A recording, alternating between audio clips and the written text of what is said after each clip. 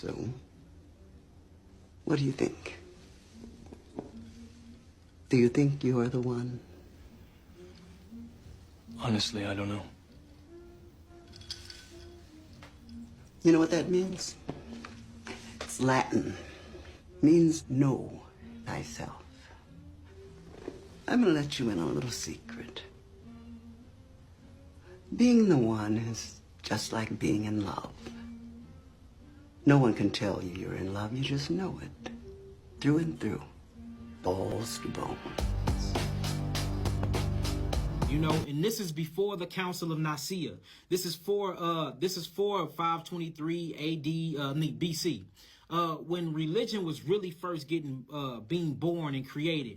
And don't quote me on those dates, y'all. Look it up. BCE 520D or BCE, something like that. Y'all look it up. But this is when Pope Constantine and the Council of Nicaea had really formed Christianity, y'all. We're going back before then. Before we heard of pastors, before we heard of, you know, what they call the Kohanim or priests, before we heard of people literally being in certain types of temples, helping facilitate people healings, you had these nomads where people will walk around and they still believed in demons, they believed in evil spirits, and they believed that you can catch a spirit, and if you caught this evil spirit, that it can have a detriment on your body, meaning that you can catch a certain type of spirit and it would deteriorate your cells, right? Now check out this terminology. So way back when, you know, 2,000 years ago, it was these people, civilizations of people, and they thought that by thinking wrong, and they thought that by, you know, getting into certain types of worships that you can catch an evil entity. And when you caught this evil entity, that it will break down your cells and it will deteriorate your body, right? And if somebody came in contact with you and touched you, that evil entity or that evil spirit would jump off of you and jump onto the other person. And when that evil entity jump into that other person, it will have the same effect on their body, which will break down their cells. They will be delusional. It will make them actually sick in the head or sick in the mind. And when they get this illness, notice these words, when they get this illness, it will break down their body and break down their tissues. Well, it was a certain man that was chosen by God. If this man was chosen by God, he walked upright, and if he was righteous, he had the capability of coming in contact with you, and this spirit can try to jump on him, but it couldn't jump on him. So he couldn't get ill, he couldn't get sick, he couldn't get possessed, and he had the actual ability to actually rebuke that spirit up out of you and perform an exorcist to get rid of that spirit, and then you was made whole again. Did y'all hear what I just said?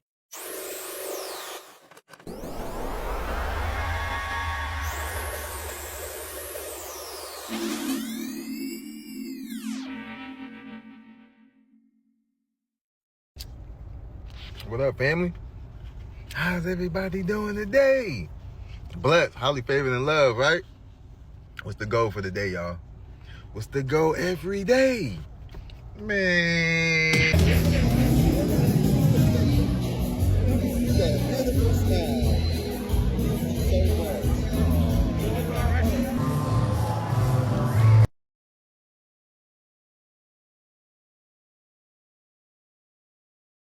And get somebody to smile. Make sure you smile, y'all. Big facts.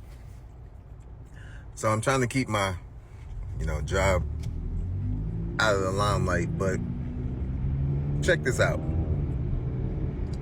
I've been dealing with the law, the court system, and getting to this understanding that God gave us powers that we got to learn, because it's going to get to that point of you're going to need it. It's part of your freedom. To become a sovereign from the United States corporation, separating yourself from that entity that's a dead living court. It's a dead court. Israel is not a Jewish word. Israel has nothing whatsoever to do with the country in the Middle East. The word Israel is in three parts. It's an Egyptian word. It is I-S-R-A-E-L. Okay? The I-S is the goddess Isis, which is the spirit, the feminine principle in the body. The R-A is the mind. And the E-L is the God impulse in you. Okay? That's what it means. And basically, Israel means when there is a harmony between your spirit and your mind then there is God in you. That's what Israel means. It's an Egyptian word, and it comes from those three gods of Egypt. Do you understand it? Now you see this EL? That means the God impulse in you. That's what we call an angel. You notice the word angel ends in EL? Because it's the God impulse in you. Is that gives you that good idea? Oh, I finally remembered what I'm supposed to do. That's an angel. That's an impulse that comes from your higher mind, from the electromagnetic field of the right hemisphere. That's why all of the angels' names end in EL. Gabriel, Raphael, Uriel, Michael, etc. Okay? And that's all it's talking about. So if we come back, then when it says that there will be Russia or Rosh coming down to attack Israel, it means the emotions come down to attack that which is the spirit and mind and that which is the godliness within you. And here will come then the fire from heaven, which means the impulses will come, the spiritual impulses will come from the higher consciousness down to destroy all of those things that are coming against you. Okay, so following the 369 of Jesus, or Jesui, which is I am, right? So he disappears from the age of 12 to 30, which equals what? 18-year disappearance, right? Now, at that age of 18 is when you're able to register the estate. Registering the estate makes it so that you are then able to register your nonprofit, right? Why? Now, why do we go for the nonprofit first? 501, that's 6. C and 3, that's 3 and 3. That's also 6, okay? Which is what? 12. Which brings you back to the 3, okay? 3 is always the start, all right? It's 3, 6, 9, all right? So it's the start, okay? 1 plus 8 is what? 9. Why is that important? Because at 18, that's when you've completed your journey from man to God, right? To man of God, right? You go from being the son of man to the son of God, right? The Father, okay? Now, due to this, right, you start with 1 and 8 is 9, right? So that means that it has to start over to 3, right? So you have 6 for 501, and then you have C3, which is also 6, which means that what?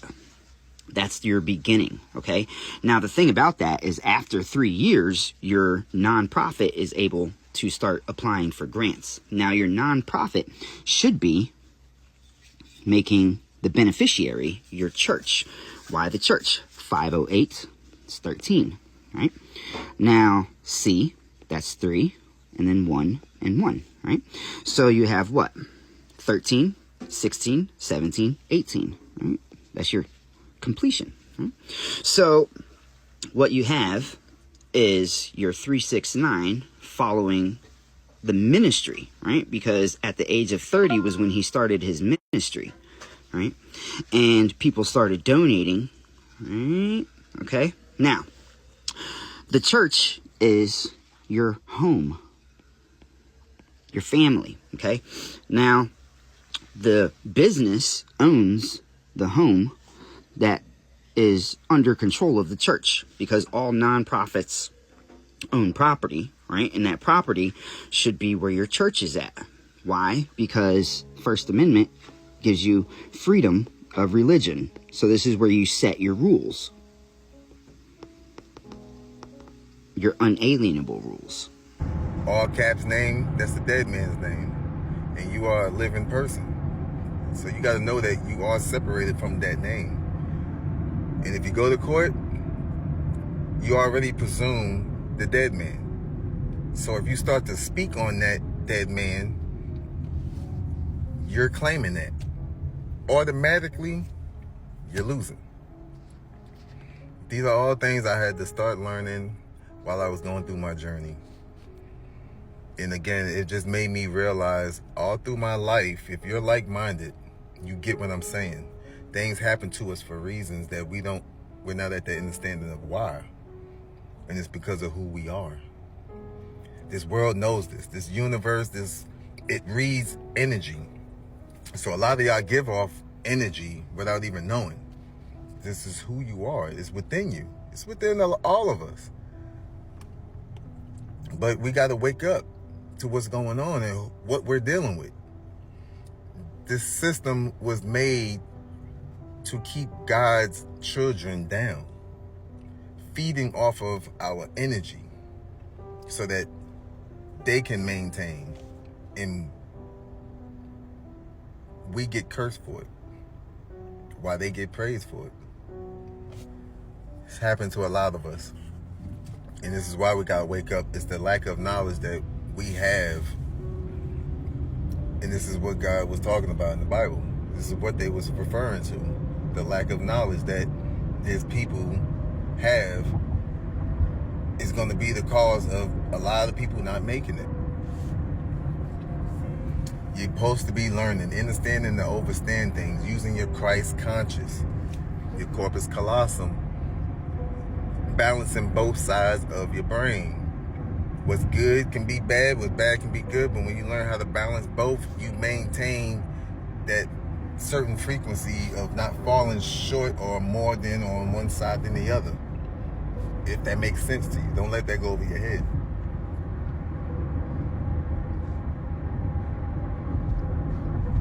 I had court, and I still got court, but I recently lost my cases.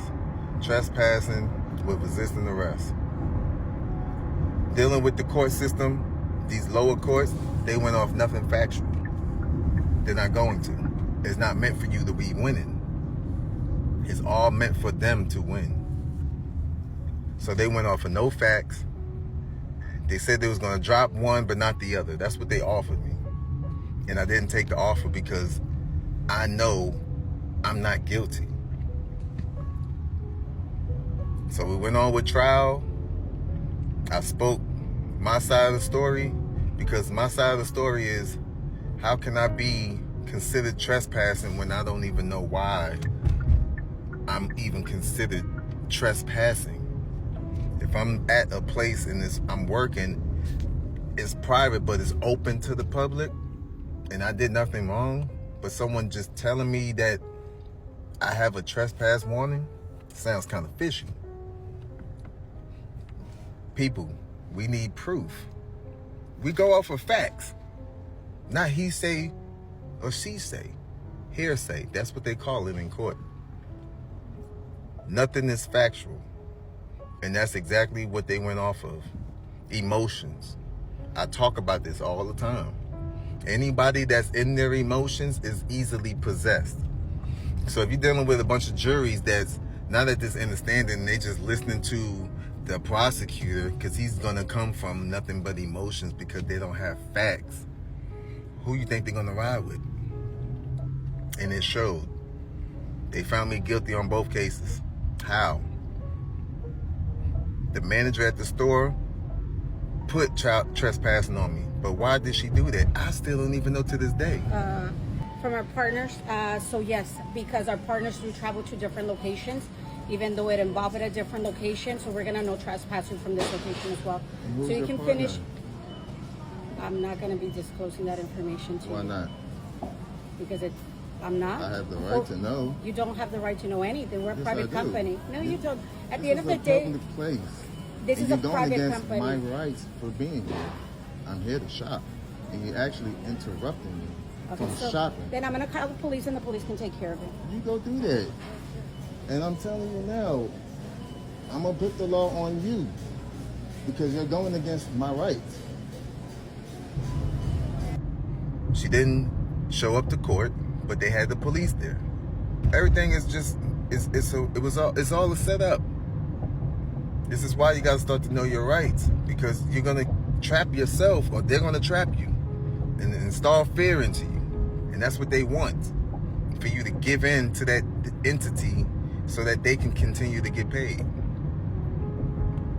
off of your Social Security from that dead corp, that dead entity.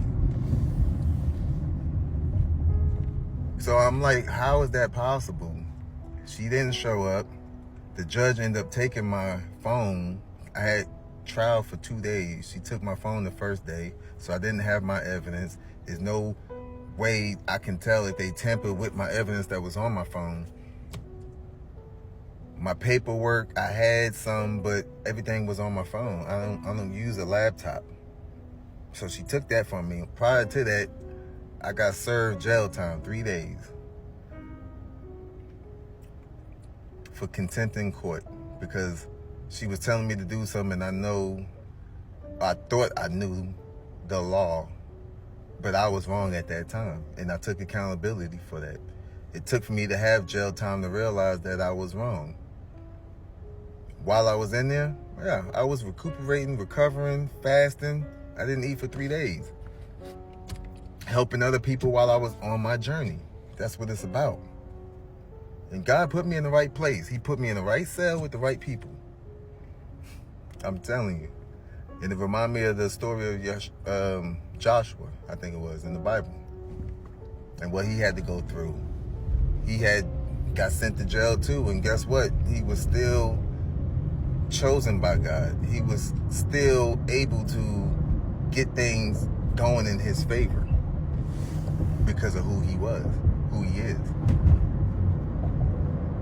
You know what hurt most with my case is the fact that I get charged for trespassing with resisting arrest when a cop put his hands on me before he arrested me. 4216, don't step up on me.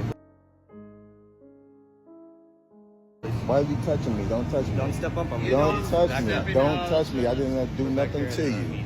Why is he touching me? And he laughed about it. And when he was in court talking about it, he stated the fact that it was to create space. Now, remind you, all of this started because I'm getting accused of assault by contact. Like 3 times that I passed you, and I was like, he's so cool. Oh, yeah, I got you off, sorry.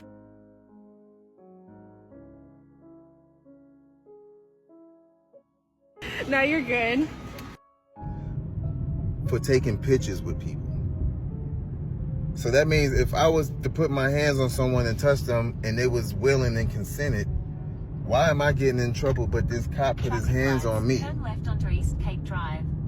Illegally. And nothing happened.